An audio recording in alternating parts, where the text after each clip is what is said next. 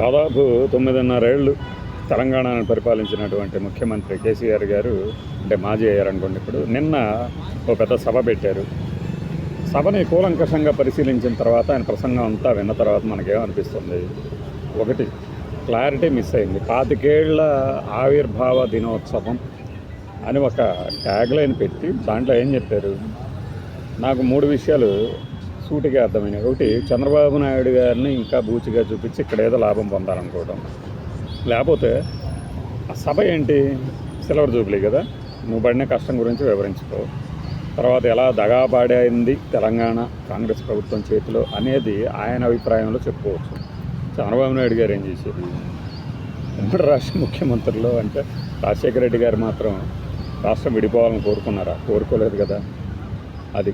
రెండవది, ప్రజల్ని కాస్త కూస్తో కించపరచినట్టు, అయ్యారు కదా, ఆగమయ్యారు కదా, వద్దురా అంటే వినకుండా ఓటేశారు కదా అన్నట్టుంది ఆయన.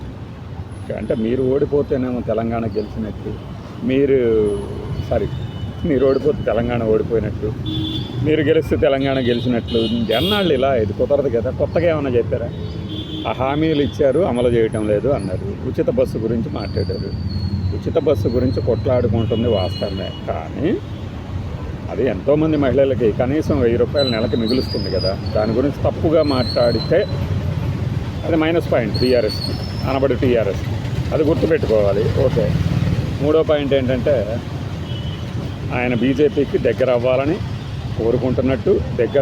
కోరుకుంటున్నట్టు వాళ్ళకి తెలియాలన్నట్టు సాగింది ప్రశ్న. బీజేపీని ఎక్కడ విమర్శించలే, ఏదో అప్పుడేదో మోడీ గారు అన్నారు, మళ్ళీ అన్నారు. ఎందుకు? ఆయన గారి కుమార్తె కేసులో అరెస్ట్ అయ్యి జైల్లో చానాళ్ళు గడిపారు. జైల్లో నిజానికి మనకు వీఐపీ మర్యాదలు అందినా కూడా జైలు జీవితానికి కొత్త పాఠాన్ని ఏర్పడుతుంది. ఎందుకంటే ఒంటరిగా ఉండాలి, దూరంగా ఉండాలి, కలుసుకోవాలనుకున్నప్పుడు కలుసుకోలేరు, అందరినీ ఫోన్ చేయాలన్నా ఫోన్ చేయలేరు, ఎంత ఉంటుంది. కాబట్టి కేసీఆర్ గారి మాటల్లో చెప్పాలంటే కాంగ్రెస్సే ప్రథమ శత్రువు తెలంగాణకు. ఇప్పటికంటే కాంగ్రెస్ ప్రథమ శత్రువు తెలంగాణకు కాదు, మీకని చెప్పాలి. నువ్వెవడే చెప్పడానికి అంటారా? కాంగ్రెస్ పార్టీని ఇచ్చింది తెలంగాణ అనే కదా, ఒప్పుకోవాల్సిందే కదా. అటు బీజేపీ కాంగ్రెస్ 2 కలిస్తేనే కదా వచ్చింది. మరి దానికి పోయి కాంగ్రెస్ మోసం చేసింది అంటే, ఎక్కువ కాలం పరిపాలన ఉంది కాబట్టి కాంగ్రెస్ మోసం చేసింది. మరి పాచిమడి తీర్మానం, కాకినాడ తీర్మానం చేసిన బీజేపీ మాత్రం ఏం చేసింది?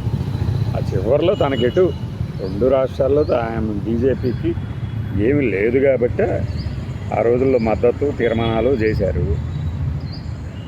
ఇప్పుడు 2009 ఆ సమయం వచ్చేసరికి ఎస్, మనము పాలు పంచుకోవాల్సిందే, మనకి ఇది ఉంటుంది, మనకి ఒక విధానం ఉంది కదా అని చెప్పేసి వాళ్ళు మద్దతు ఇచ్చారు. మరి బీజేపీ కాంగ్రెస్ని ప్రథమ శత్రువులు అనడం తప్పు కదా.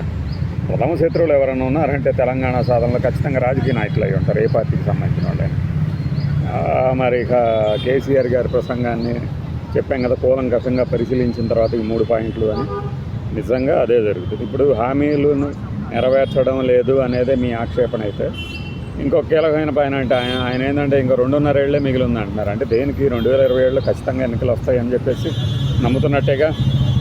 ఇవి కీ పాయింట్స్ అన్నమాట కేసీఆర్ గారు. ఎవరికి నచ్చినా నచ్చకపోయినా మాకు అర్థమైనవి మేము చెప్పాలనుకున్నాయి. బాయ్.